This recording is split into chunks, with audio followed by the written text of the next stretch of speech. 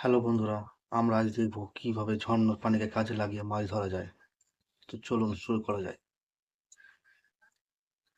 আসলে পাহাড়ি স্রোতের সাথে ভাসমান মাছগুলো ধরার জন্য আপনাকে জানতে হবে এই মাছগুলোর এতগুলো মাছ ধরেছি। গতিবিধি। তুরস্কের যুবক আনোয়ার গুলবা খুবই ভালোভাবে জানে কিভাবে এই মাছগুলো চলে, কোথায় কিভাবে ফাঁদ পাতলে এই মাছগুলো তার নির্ধারিত ফাঁদে গিয়ে আচ্ছা, জমা হবে। প্রবহমান পাহাড়ি ঝর্ণার পানিকে কেন্দ্র করে জলাবদ্ধতা তৈরি করতে অনেকগুলো বাহ! পাথরকে কায়দা করে একটা নির্ধারিত ড্রেনেজের রূপ দিল আনোয়ার গুলবা। আপনারা দেখতে হুম, পাচ্ছেন যার অগ্রভাগে আবার পানিকে ব্লক করা হয়েছে। এই সবকিছুই কিন্তু ইন্টেলিজেন্ট আনোয়ার গুলবার একটা বিগেস্ট প্ল্যানের অংশ। সে মূলত এর উপরে একটা প্লাস্টিকের বিশাল বড় তেরপাল বিছিয়ে দিবে, যার উপর দিয়ে প্রবাহিত পানির ভাঁজে ভাঁজে এই পাহাড়ি মাছের গতিবিধির সাথে মিল রেখে সে কিছু ফাঁদ তৈরি করবে। তার প্রত্যেকটা ফাঁদের অন্যতম বৈশিষ্ট্য হচ্ছে সে পাথর বিছিয়ে এই ফাঁদগুলো তৈরি করে দিয়ে চলে যায়। সকালে এসে অন্তত কয়েক মন মাছ সে সংগ্রহ করে। আর এই পাহাড়ি ঝর্ণার মাছগুলোর একটা সম্ভব বিষয় এরকম হচ্ছে ভাবে?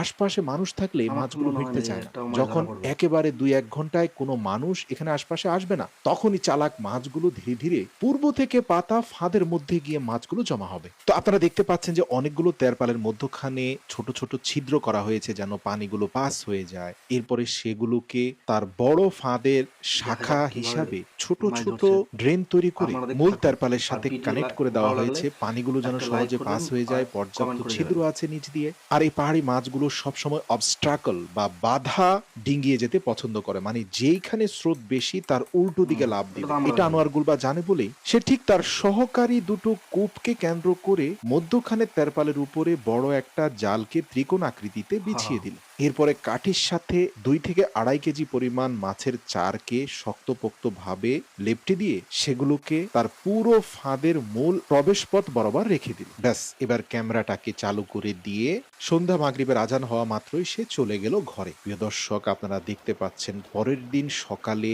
কিছুটা আলো হওয়ার পরে রেকর্ডেড ক্যামেরায় দেখা যাচ্ছে কিভাবে সারা রাতে মাছগুলো তার এই ফাঁদকে কেন্দ্র করে সাঁতার হুম, কাটছে। কি ডানে, কি বামে, কি মধ্যখানে, পেছনে অসংখ্য মাছের মিলন মেলা। এমনকি যেখানে বাধাপ্রাপ্ত হচ্ছে সে যেভাবে প্ল্যান করেছিল ওই প্ল্যান হুম, অনুযায়ী সরু ড্রেন হয়ে তার ছোট ছোট তাই তো। খোপগুলোতে মাছ জমা কতগুলো হচ্ছে। মাছ। আর যেদিকে পানির প্রবাহ সবচেয়ে বেশি তার উল্টো দিকে মাছগুলো যাওয়ার চেষ্টা করছে। লোকটার আপনারা বুদ্ধি দেখতে আছে, পাচ্ছেন যে মানতে সকাল হবে। ৭টা-৮টার দিকে যখন সূর্যের আলো একেবারে পরিষ্কার হয়ে পড়েছে, তখন আনোয়ার গুলবা এসে দেখতে পাচ্ছে তার নির্ধারিত ২টি ফাঁদে পর্যাপ্ত পরিমাণে মাছ হয়েছে। ক্যামেরাটাকে নিয়ে এসে তার ফাঁদের কাছাকাছি আনা মাত্রই আমরা দেখতে পাচ্ছি কি পরিমাণ মাছ তার ফাঁদে এসে জমা হয়েছে। যদিও মূল চেম্বারের মাছগুলো ইতিমধ্যে পালিয়ে গিয়েছে, কিন্তু এখান থেকে মাছগুলো পালানো এত সহজ নয়। আর হাত দিয়ে নিজের ফাঁদে পড়া মাছগুলোকে তোলার যে আনন্দ, তা যারা মাছ শিকার করতে পছন্দ করেন তারা ব্যতীত কেউ উপলব্ধি করতে পারবেন না। পুরো এক বালতিতে অন্তত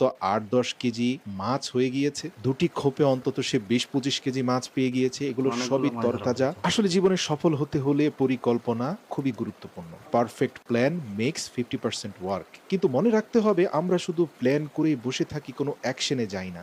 আপনি শুধু ভাবতে একদম থাকি ঠিক আর কথা। চিন্তা করতে থাকি। এভাবে মাস যায়, বছর যায়, কিন্তু আমাদের আর কাজ করা একটু হয় না। ভাবুন। আসুন পরিকল্পনা অনুযায়ী আজই কাজে নেমে পড়ি।